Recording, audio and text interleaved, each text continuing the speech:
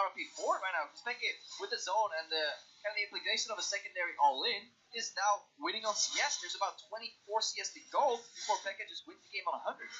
Yeah, and if he forces that all in, RonOP has to engage into the cast. It gives you a super easy ultimate, and that's going to be lights out. Yeah, at this point, Ron may just want to base and go for an all-in because I don't think he has what it takes in his kit to deal. Peke's going low man again, though. This may be the crucial fight.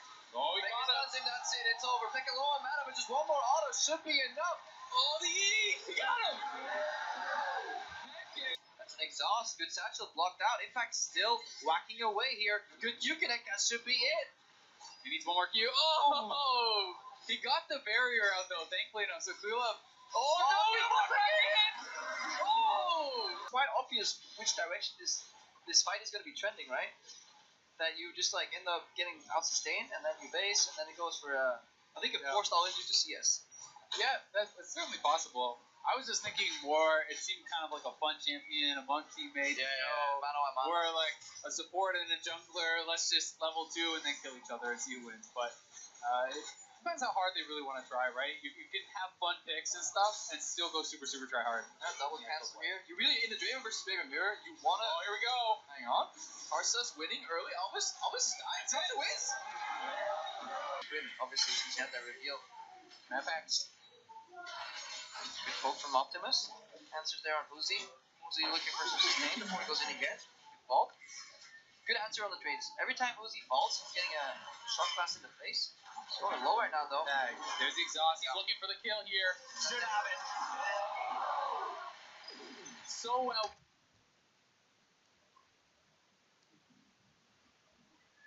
Not going to push it quite as fast, but I don't know if it really would have made a difference as far as minions to dive. I don't think so. No, it might be able to stop the base. Doesn't even want to. Smeb gonna punish that. I'm really scared of like an EW combo because Smeb was pretty high on. If you're wondering how that would freeze, it would basically just mean you keep the wave at that side of the map and then you bounce it. But yeah, it's probably still better to clear if you can. Gives Rekkles one relic advantage.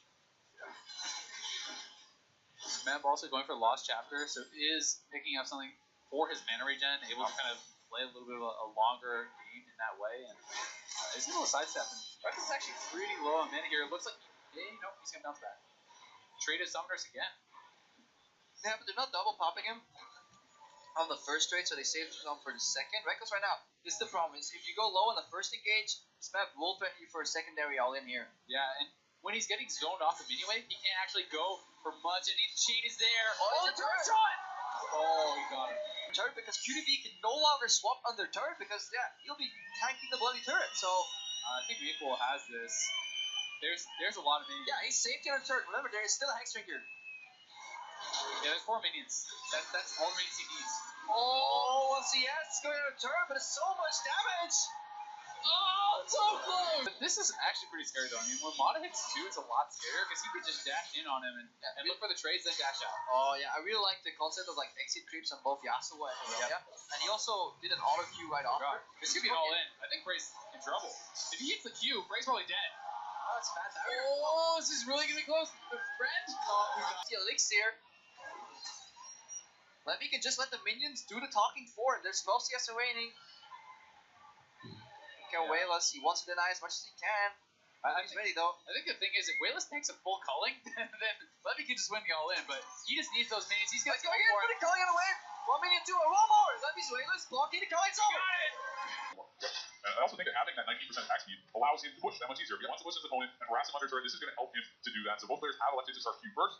We are going to see that, and just going to start kind of farming it out here. But I think the mid-region, once again, it's very intelligent. He doesn't want to get up in the face of the Lucian. He wants to sit back. He wants to be able to poke him out. And the only kind of risk there is if you get pushed in, you have to start chasing under turret. And just like that, you can fall behind. So Wayless needs to make sure he's using his attack speed, keeping the wave at least more even, so he can be able to pick up more of this farm and kind of keep more neutral. Yeah, always be attacking the minions. Unless you harass with your spells, you want kind of double value. So you'll hit both the Lucian and the creeps. But that's why they start E as well. Yeah, use Q to entire wave. 1, it's hard to hit, and 2, it's going to do much more diminished damage. And you can see Wayless is actually kind of scared of the Lucian dashing in, so he's sitting very far back. He's using his auto attack so much less. You can even just see, like, he was trading back and forth with the 3 minions there, while Levi was pushing up, hitting his Q, using it passive on the minions, and he has been kind of in control of this wave. Yeah, but Lucian spikes back earlier, much better early trade. And level 2 powers, like, level 3 about it. Was he backpedaling?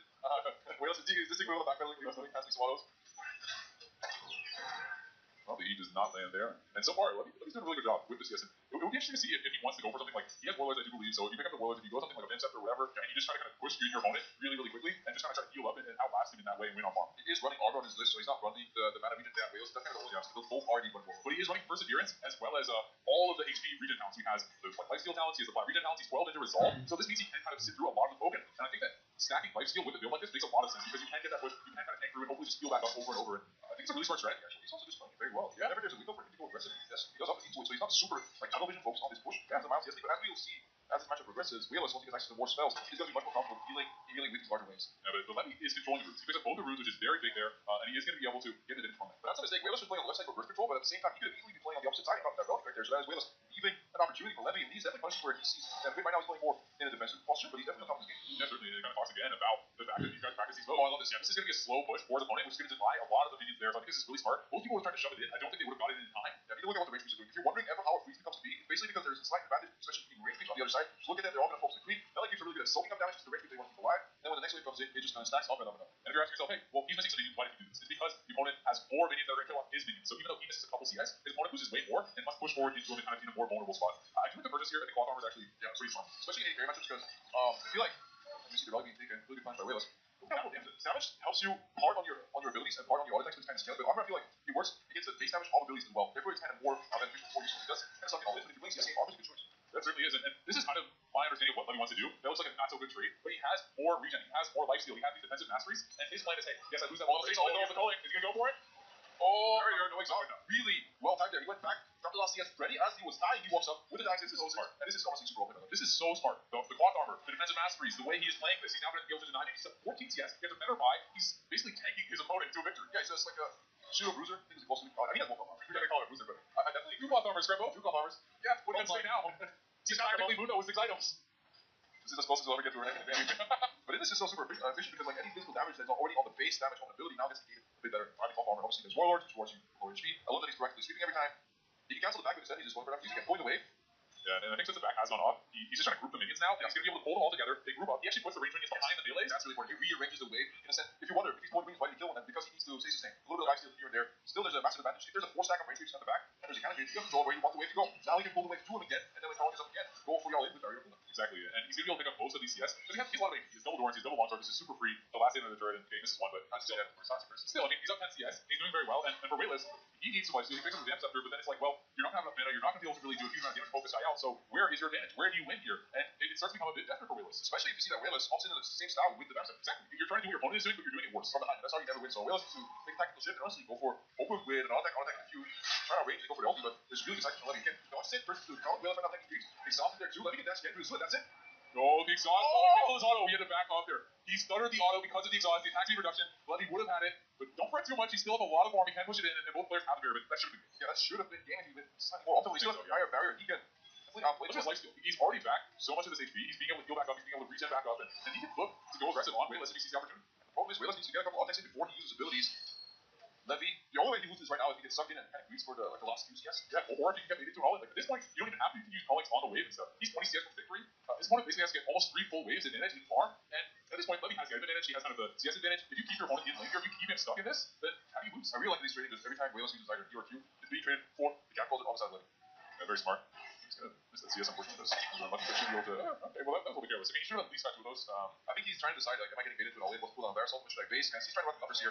Rekkles is taking advantage of that confusion. I think the best thing to do for Levy here is just base. Yeah, part of the problem here is that because he's hesitating on what to do, now he's going to lose a lot of minions through the turret when he does base, and he is eventually going to kind of come to that conclusion where that's what he should do. But when you give up the minion, then you give up the wave, then you're not out of attack, you're not using that lifesteal, and look at his body, he picks up a Warden's Nail as well as a ball field, so super efficient, super tanky. Because it wasn't in wave, he's actually not losing as many minions as he should have, right? And it tanks it up, it allows you to get back there. Because Rekkles also, you hesitate on the punish, obviously it's really hard for him to like kind of tear through that entire wave because he's running so much attack speed, he doesn't have that much raw AD to enhance his abilities. He's 10 CS away, I don't think Rekkles could have even avoided the back here. He's going to get this full free wave, then he's 4 CS away, and calling is up. He just has 6 coming in. He just has to call the next wave. Rekkles must all in now. Rekkles has all in pretty much immediately, and even still, Levy has his barrier, he can just call the wave. I think Rekkles is going to do anything over where we have been wrong in the past, so Rekkles doesn't even know why he's going for CS. Yeah. Doesn't matter, those needs to get out there and start fighting because the mini wave is coming.